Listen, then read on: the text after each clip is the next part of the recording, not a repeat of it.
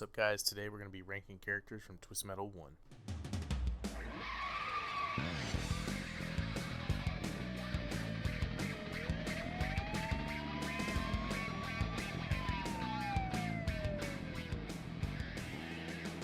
Twist Metal 1 is a game I recently picked up again and decided to go through all the characters and rank them by special, vehicle, and other things. So let's get into it. Picking last place was pretty hard because there's 3 characters that deserve it, but I came up with one. Starting off at number 12, we have Pit Viper. Not only does her vehicle kind of suck, our special is not good and she's just really wimpy.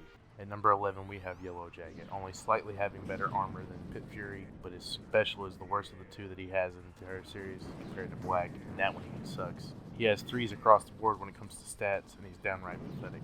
At number 10, we have Crimson Fury. The only reason I put him above Yellow Jacket is because he has a cool car. Problem with driving a Ferrari in a contest like this is you fly around every corner so quick you can't even see the enemies. His special is even worse. There's a little laser beam that comes out of the front of the car, and half the time you have to be right in front of him to line up, and you can't even tell where it's going. It's too hard to handle him and go around a corner. You'll be spinning around all the time and going too fast to catch up and take out your enemies. At number 9, we have Warthog. His special is kind of lacking. It can be useful sometimes, but the game says it's pretty well made. But half the time it doesn't feel useful, and he's just too goddamn slow. Number 8, we have Outlaw. It's not his fault that his taser doesn't work pretty well. We know they usually work as bad as well as a McFlurry machine at McDonald's. He's not an interesting character to pick. I mean, he's kind of okay. It's a cop car. It's nothing cool. I mean, his handling's okay, and the special's nothing perfect. It doesn't really work that well. I'd say the most annoying thing about him is that he has the canning ending to this game. I mean, it's crazy to think this guy won that year's contest. At number 7, we have Spectre. I mean, his handling is somewhat better than Crimson Fury's when it comes to that. He's still pretty speedy. What I'd like to talk about most is the special. Kind of has the same effect as a fire missile, but at least it's kind of homing. You can go through walls, things like that. Sometimes it feels like when you let your pet duck Adam go out for his first swim, it just runs off and goes wherever. You never know where it hits or anybody or anything like that. It just kind of flies around and eventually hits sometimes, but sometimes it just spins around the room and it's kind of pointless at that point. Number 6, we have Sweet Tooth. While his ending is pretty hilarious, his truck is pretty slow, handles like garbage, and his special is sometimes junk and sometimes good. See, the problem with Sweet Tooth in half the games is he's either good to play as or he sucks, and he's more annoying when he's an NPC.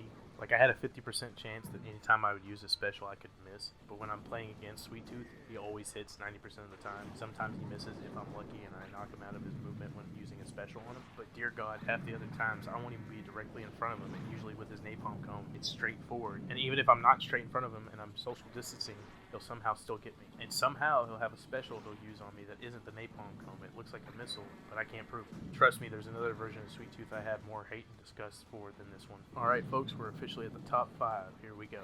At number 5, we have Thumper. Thumper's flamethrower special forever be goated in the series. Not to mention it's a lowrider. That's pretty cool. I mean, can you even argue that?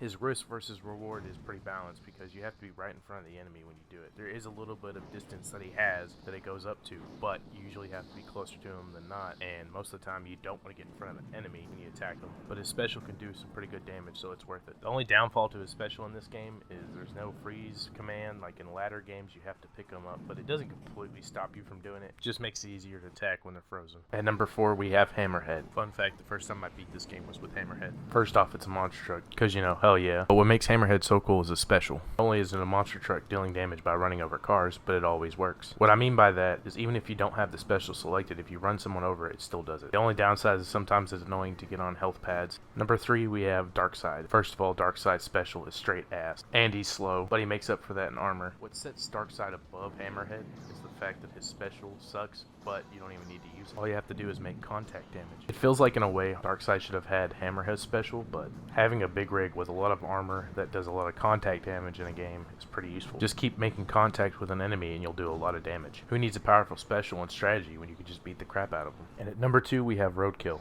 I've heard people say that Roadkill is the best starter character for when playing this game for the first time, and I couldn't agree more. He's fast but not uncontrollable. His special is pretty damn good and it regenerates pretty fast in my opinion. Not the fastest, but I don't feel like you're waiting a long time to get it back. He's got a cool car. His special is pretty good. It has a little bit of homing, but not completely. Say an enemy is not right in front of you, but they're a little bit over to your left or right in front of you, it can kind of turn towards them and still hit, which is good if an enemy is going to turn towards you to attack. It kind of keeps from them doing that. Overall, he's really easy to pick up and he's pretty fun. And finally, at number 1, we have Mr. Grimm, having the strongest special in the game, and for good reason. Mr. Grimm's armor being very weak, so of course to balance it out, you have to have a really strong special. Mr. Grimm having some of the strongest specials in their respective games in the entire series. Mr. Grimm is a hard character to pick up first, but once you can master him, you can do anything. I believe I had the most fun with Mr. Grimm in this entire playthrough. His speed and powerful special really come together. I think the fact that his special shoots in a straight line but is easy to miss sometimes makes him all more complex and more able to make the player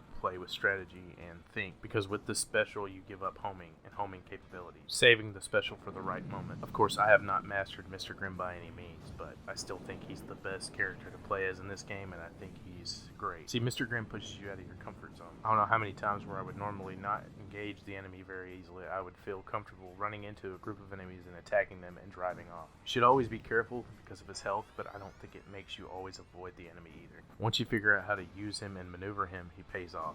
Plus, he's the fucking Grim Reaper, so there you have it. And that's every character in Twisted Metal 1 rank. Tell me what you think in the comments below. If you have your own ranking list you'd like to tell me about, comment it below. Merry Christmas, y'all.